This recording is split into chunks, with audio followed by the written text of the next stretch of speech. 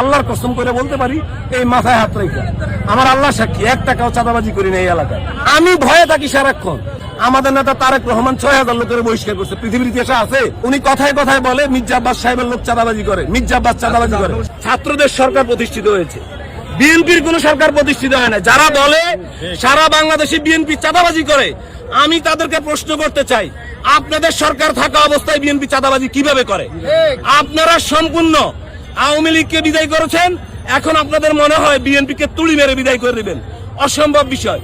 সারা বাংলাদেশের মানুষ জানে 17 বছর আমাদের উপরে গুলি হয়েছে, জেল হয়েছে, হত্যা হয়েছে। আমাকে কারাগারে নিয়ে আমি যুবদল করি, আমাদের উপর অত্যাচার হয়েছে। তারপরেও জুলাই যখন হয়েছে, আমরা জুলাইয়ের জনগণের পালস দেখেছি। 5ই আগস্টের পরবর্তী সময় এই যে একটা বাহিনী তাদের সরকার দ্বারা পরিচালিত করে, তারা সকল জায়গায় তাদের লোক সেট আপ করেছে, তাদের লোক দিয়ে দেশ চালাচ্ছে। তারা বড় বড় কথা মাইকের সামনে বলছে কি, মিডিয়ার সামনে বলছে কি, বিএনপি চাঁদাবাজি করছে। আরে ভাই, আমাদের দলে যারা ভুল করেছে, আমাদের নেতা তারেক রহমান 6000 লোকের বহিষ্কার করছে, পৃথিবীর ইতিহাসে আছে? আমি ভয়ে থাকি সারাক্ষণ, আমার কোন কর্মী ভুল করে কিনা। আমি কোনো ভুল করবো না ভাই, আল্লাহর কসম করে বলতে পারি, এই মাথায় হাত রেখে আমার আল্লাহ সাক্ষী, 1 টাকাও চাঁদাবাজি করি না এই এলাকায়। আজকে উনি এখানে এসে বলে জুতার দোকানদারে নিয়ে, এই আওয়ামী লীগের ভবনটা আবদার পাহাদের নামের উপরে রাখা এখানে এনসিপি নিয়ন্ত্রণ করে।